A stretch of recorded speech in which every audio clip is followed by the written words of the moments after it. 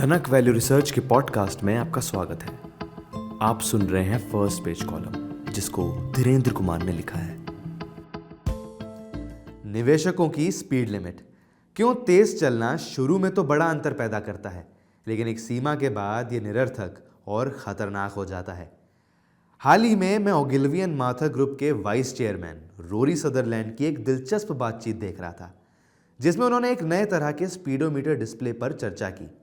Standard kilometre प्रति घंटे के निशान के अलावा इसके अंदर वाले डायल पर कुछ और ही दिया गया था। इस पर किसी भी स्पीड से 10 किलोमीटर जाने के लिए मिनट के निशान। सदरलैंड एक मजाकिया और आकर्षक वक्ता हैं, जो अपनी मौलिक सोच के लिए जाने जाते हैं। उन्होंने ओगिलवी ग्रुप में व्यवहार विज्ञान यानी कि बिहेवियरल साइंस के इस्तेमाल की शुरुआत की। उनका लक्ष्य पारंपरिक विज्ञापन से ग्राहकों की इच्छाओं को आकार देने के बजाय मनोविज्ञान और अर्थशास्त्र से प्रेरित मार्केटिंग तकनीक विकसित करना रहा है। इस खास बातचीत में उन्होंने स्पीड और टाइम के बारे में एक गहरे सच का खुलासा किया, जिसमें निवेश के साथ आश्चर्यजनक समानताएं हैं। इस डिस्प्ले की सबसे खास बात है कि यह स्पीड और टाइम के बारे में एक अहम सच्चाई उजागर करता है। जब आप धीमी स्पीड से गाड़ी चला रहे हो, जैसे कि 20 किलोमीटर प्रति घंटे पर, तो 30 किलोमीटर प्रति घंटे की स्पीड से गाड़ी चलाने से आपका काफ़ी समय बचता है, यानी कि 10 किलोमीटर की यात्रा में करीब 10 मिनट।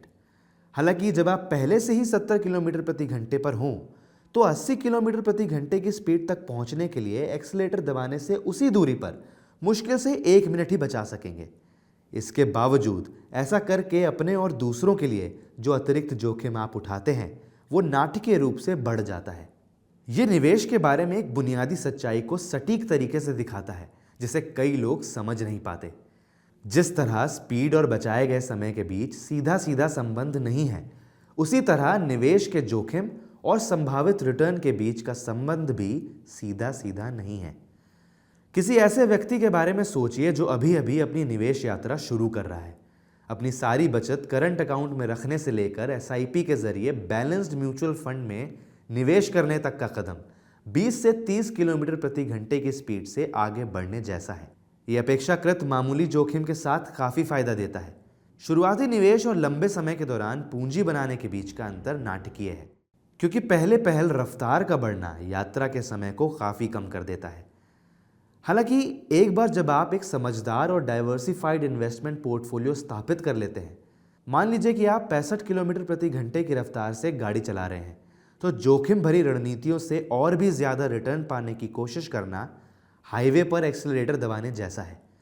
संभावित अतिरिक्त रिटर्न, जैसे कि समय बचाना, बहुत कम होते हैं, जबकि घातक नतीजों के जोखिम बहुत तेज़ी से बढ़ जाते हैं। सदरलैंड बताते हैं कि कैसे ड्राइवर अक्सर तब एक्सीलरेटर को दबाते हैं जब उनका जीपीएस दिखाता है कि वे 5 मिनट देर से चल रहे हैं, लेकिन बाद में पता चलता है कि 8 मिनट की खतरनाक ड्राइविंग से सिर्फ 1 मिनट का समय बचा है। मैंने अनगिनत निवेशकों को यही गलती करते देखा है। जब उन्हें लगता है कि उन्हें अपने फाइनेंशियल गोल पाने में देर लग रही है, तो वे बड़े जोखिम उठाने के लिए मचल उठते हैं। अनजान small cap stock, crypto currency स्कीमों में निवेश या लिवरेज का इस्तेमाल करना, लेकिन बाद में पता चलता है कि संभावित मुनाफा शायद ही कभी इतने बड़े जोखिम के लिए सही था। ये समझ आज के बाजार के माहौल में खास तौर पर प्रासंगिक है। कई निवेश तेज स्पीड से गाड़ी चलाने के लिए मजबूर महसूस करते हैं, क्योंकि सेंसेक्स एक साल की बड़े उतार चढ़ाव के बाद 78,500 के आसपास मंडरा रहा है, जो 2024 तक 70,000 और 85,000 के बीच झूलता रहा। चाहे बाजार अपने शिखर के करीब हो या गिरावट पर हो, तेजी हासिल करने का लालच हमेशा रहता है, या तो ज़्यादा मुनाफे के लिए या गंवाई हुई ज़मीन की भरपाई के लिए।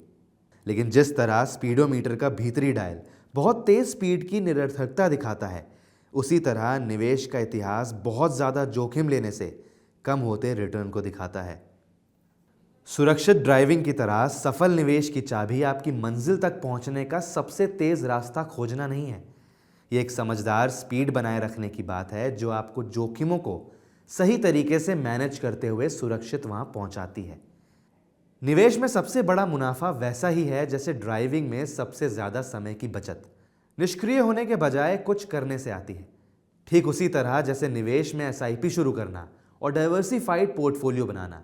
एक बार जब आप उस क्रूजिंग स्पीड पर पहुंच जाते हैं, तो एक्सेलरेटर को दबाने की इच्छा पर काबू रखना चाहिए। थोड़े से मुनाफे के लिए घातक साबित होने वाला जोखिम सही नहीं है।